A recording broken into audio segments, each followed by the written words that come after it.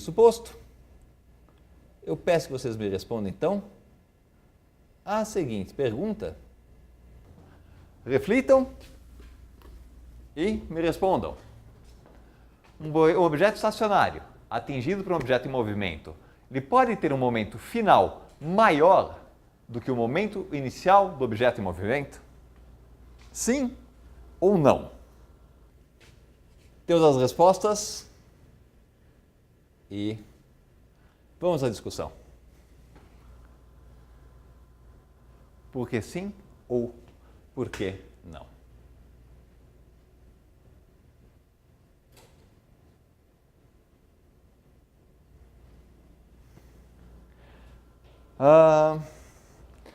Quem respondeu não, tem algum bom argumento? Quem respondeu sim? Por que sim? Acho que é porque você pode criar um momento, quer dizer, mas com velocidade no sentido contrário, no outro corpo. Aham. Por exemplo, ali você tem P2 final igual a 2M2 sobre M1 mais M2 vezes P1 inicial. Como M2, se o M2 for muito maior que M1, o momento de P2 final vai ser inicial. Vindo para cá, certo? Aqui. Então, está dizendo aqui que se M2 for maior do que M1, a variação de momento da partícula 1 vai ser maior do que o momento inicial da partícula 1. Ok? P1 final menos P1 inicial, em módulo, vai ser maior do que P1 inicial. Você estava incidindo com um certo momento, você teve uma reflexão. Então, sua variação total foi maior do que o momento incidente. Se você teve essa variação de momento, para onde foi esse momento? Para a segunda partícula, que ganhou esse momento para a frente. Porque a primeira partícula que incidiu, ela incidiu e recuou. Essa outra partícula avançou. Ok?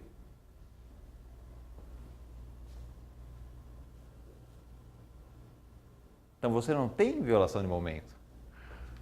Lembre-se aqui que esse momento está somado de forma vetorial. Você não soma valores absolutos. Então você começa com o momento P1 e termina com o momento global P1. Com a primeira partícula passou a ter um momento negativo, a segunda partícula tem que ter um momento positivo maior do que o seu momento inicial, para compensar esse termo negativo. Ok? Bom, e se a colisão não for elástica, como nesse caso? Se estivermos trabalhando com casos de uma colisão inelástica,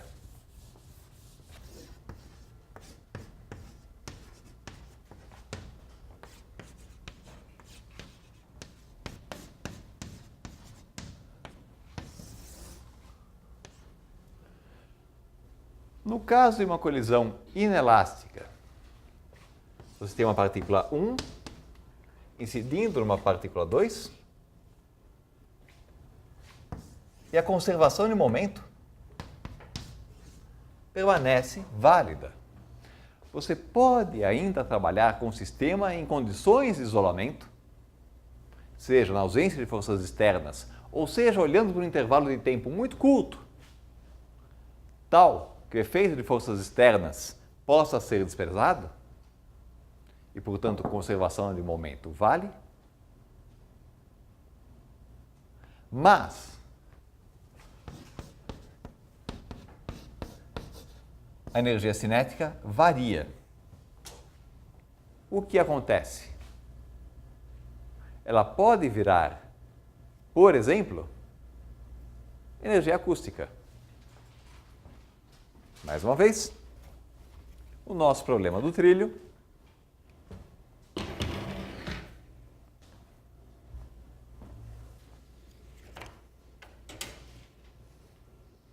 em que você tem esse lançamento, a colisão e você ouve a batida das bolinhas. Todo mundo que já ouviu o bilhar, já jogou o bilhar, ouviu a colisão das bolas. Você pode ter também conversão de energia cinética de translação em energia cinética de rotação. Você pode ter duas partículas batendo e colando uma na outra. Pode ser um processo reversível ou irreversível. Pode ser alguma coisa como energia potencial que você consegue depois liberar de volta em energia cinética. Ou pode ser duas partículas que bateram e formaram um conjunto que você não consegue mais extinguir. Você não tem mais conservação de energia mecânica. Nesse caso, a parte complicada é que você continua com duas incógnitas, mas você não pode usar mais esta equação aqui. A igualdade não é mais válida. Então você tem que saber quanto variou a energia cinética para conseguir resolver o seu problema. O caso mais simples é quando há uma colisão perfeitamente inelástica em que a partícula 1 e a partícula 2 começam com seus momentos, P1 e P2, e terminam coladas, formando um único corpo. Nesse caso, é bem simples ver que o momento final deve ser igual ao momento inicial, que vai ser a soma dos momentos das duas partículas.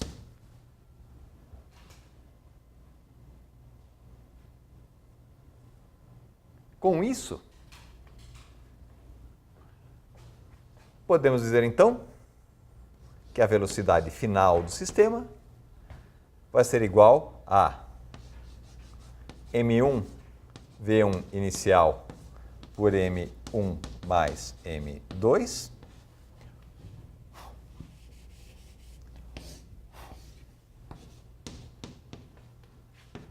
mais M2 por M1 mais M2 V2 inicial, que é igual à velocidade do centro de massa do sistema.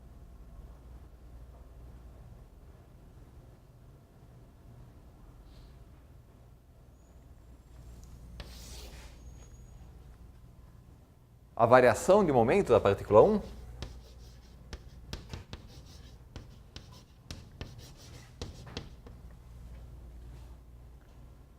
pode ser calculada a partir daqui. Vamos ver aqui nesse caso. Se momento inicial da partícula 2 for zero, você vai ter que a velocidade final vai ser M1 por M1 mais M2 vezes V1 inicial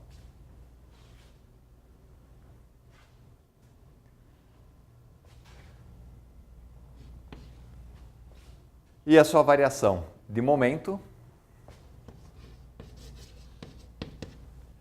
vai ser igual a M1 menos M2 dividido por M1 mais M2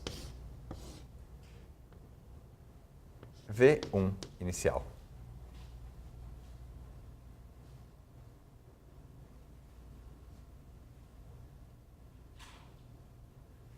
Ou, desculpe, entrando aqui em detalhes,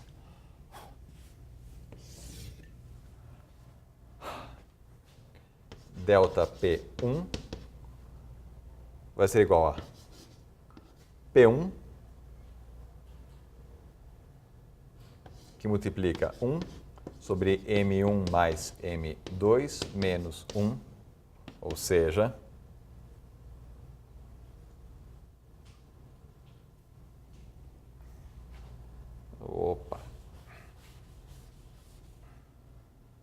escrever final, P1 final vai ser M1 quadrado por M1 mais M2 V1 inicial.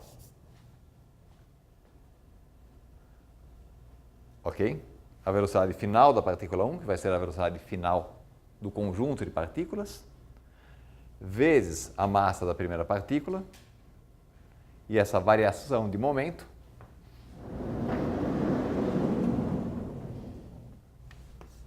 delta P1 vai ser igual a M1 V1 inicial, que multiplica M1 por M1 mais M2 menos 1. Ou seja, M1 V1 inicial, M1 menos M2 por M1 mais M2. Ok? E nesse caso, se M2 for muito maior do que M1, delta P1 vai ser igual a M1 V1 inicial menos.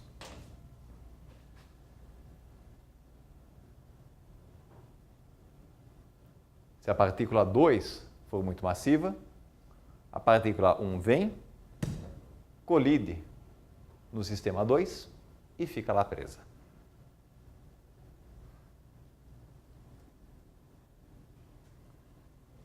Alguma dúvida aqui? Como é que saiu do menos 1 e foi para M1 menos M2? Tá ok. Aqui temos... Nosso objetivo é calcular a variação de momento da partícula 1, que é o momento 1 final menos o momento 1 inicial. Calculamos a velocidade final do sistema, que vai ser M1, M1 mais M2, V1 inicial. O momento da partícula 1, ou a contribuição dela para o momento final do sistema, vai ser M1 vezes essa velocidade.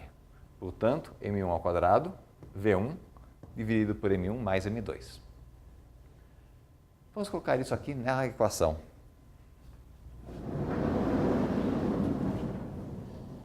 Vamos ter então M1 ao quadrado, V1 inicial, dividido por M1 mais M2. Mas esse termo, M1V1, é o próprio momento inicial da partícula 1. Então a diferença vai ser isso aqui, que será o nosso momento da partícula 1 final, menos o momento da partícula 1 inicial. Então daí apareceu esse menos 1. Para o passo de baixo. Para o passo de baixo, eu peguei aqui, eu coloquei M1, desculpe, o M1 aqui não aparece. Esse que é o ponto. Tá? Obrigado pela correção.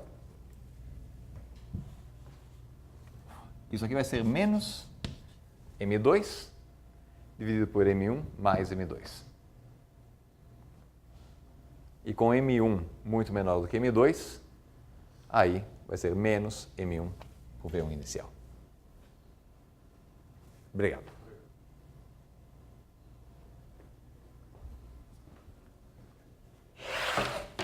Isso posto, voltemos ao nosso problema. Dois carros colidindo de frente ou um carro colidindo de frente com a parede. No primeiro caso, se eu tenho duas partículas, 1 e 2, com a mesma massa, velocidades iguais e sentidos opostos, após a colisão, primeiro, qual a velocidade do centro de massa nesse caso?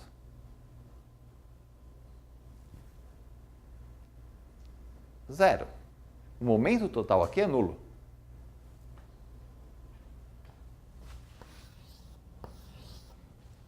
O resultado vão ser as duas partículas coladas uma na outra, com velocidade final igual a zero. Variação de momento igual a menos mv.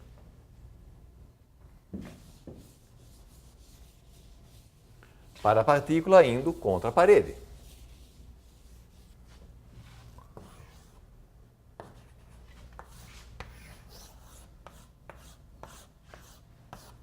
Você começa com a velocidade v. Você termina com a partícula presa ao bloco. Velocidade final igual a zero. Variação de momento igual a menos mv. Num caso e no outro, a variação total de momento sofrida pela partícula vai ser a mesma. Então, recomendo que vocês deem uma olhadinha depois no site da disciplina para ver uma demonstração dessa colisão frontal de dois carros comparado com a colisão frontal de um carro contra uma parede.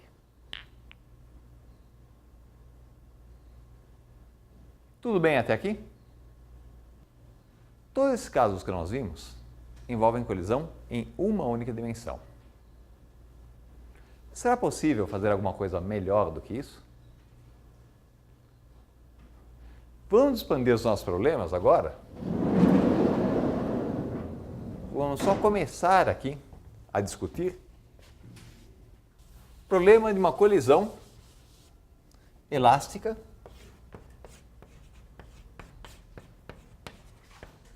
em 3 dimensões.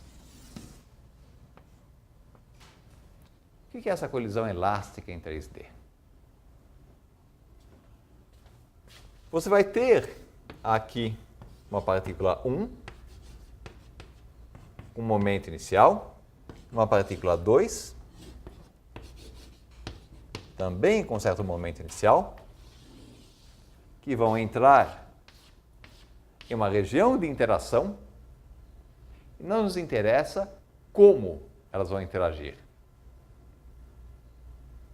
Elas entram, interagem e saem.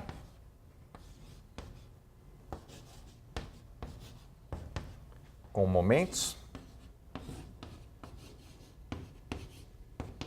finais. O que queremos descobrir é como esses momentos de saída se relacionam com os momentos de entrada. Nosso problema fica um pouco mais complicado. Continuamos usando, posto que a colisão é elástica, que a energia cinética inicial deve igualar a energia cinética final. Mas como se relacionam os momentos?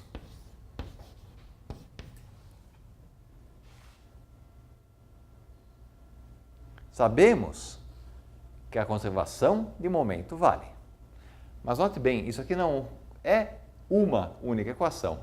Implicitamente, temos 3 equações aqui. Significa que a componente x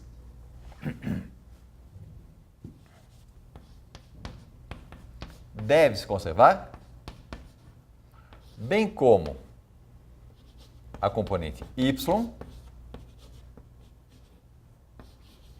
bem como a componente z.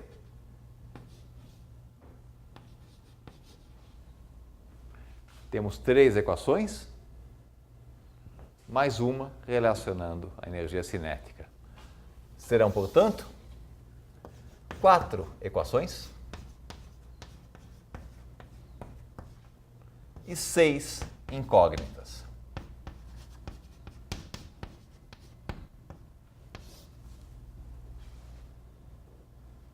Sendo 3 componentes do momento da partícula 1, 3 componentes do momento da partícula 2. O problema fica bem mais delicado aqui. Não vamos sair com um tipo de solução exata, como vimos antes, mas vamos sair com uma dependência entre esses momentos das partículas espalhadas após a colisão. Mas, de antemão, podemos simplificar o nosso problema.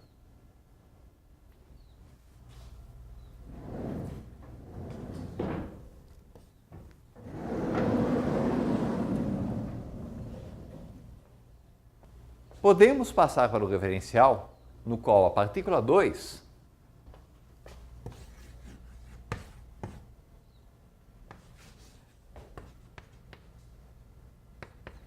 tem um momento nulo. Então, vamos encarar o problema com a partícula 2 parada e a partícula 1 incidindo com um certo momento P1.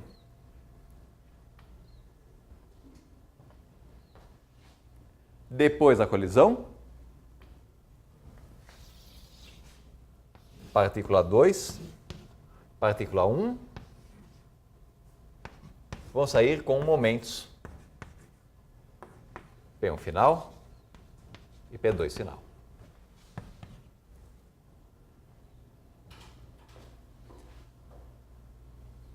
Não resolveu muito, né? Continuamos com 3 e 3 incógnitas aqui. Mas tem um truque muito bom que a gente pode usar, que é a ideia que a colisão aqui, ela é isotrópica. Ou seja, quando eu vou colidir aqui com essa partícula, o meu espalhamento vai depender apenas desse parâmetro aqui.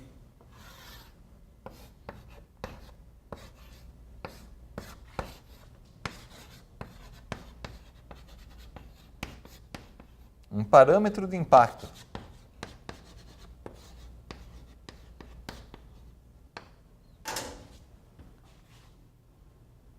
Ou seja, se essa partícula aqui está incidindo na partícula 2, considerada como uma esfera, está sendo defletida pela partícula 2, tanto faz se ela está para cima ou para baixo. O espalhamento vai depender apenas da distância entre os centros. É isso que quer dizer esse parâmetro de impacto. Mais uma vez, estamos falando de pontos. Pontos não têm estrutura. Podemos pensar nisso como esferas, apenas como uma ideia para representar a interação entre elas. Mas o que vai valer aqui vai ser o vetor R unindo os dois centros. Note que esse vetor R e o vetor P vão definir um plano. Você não vai ter, então, nenhuma componente transversa do momento aqui.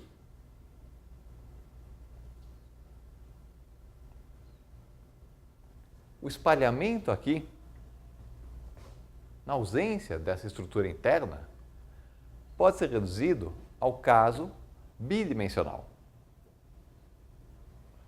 Se essa partícula estivesse incidindo um pouco mais acima ou um pouco mais abaixo, nós simplesmente geraríamos o plano para a nossa resposta, para se manter nesse plano definido por esses dois vetores. E com isso, o nosso problema 3D passa a ser um problema 2D.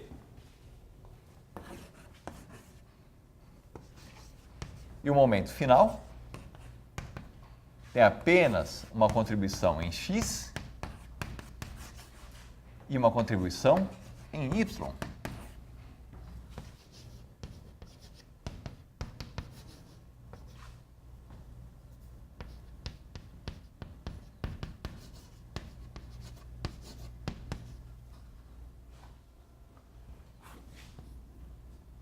Aqui no nosso problema.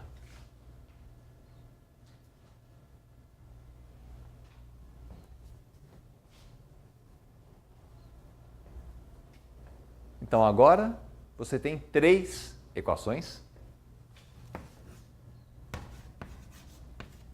e 4 incógnitas.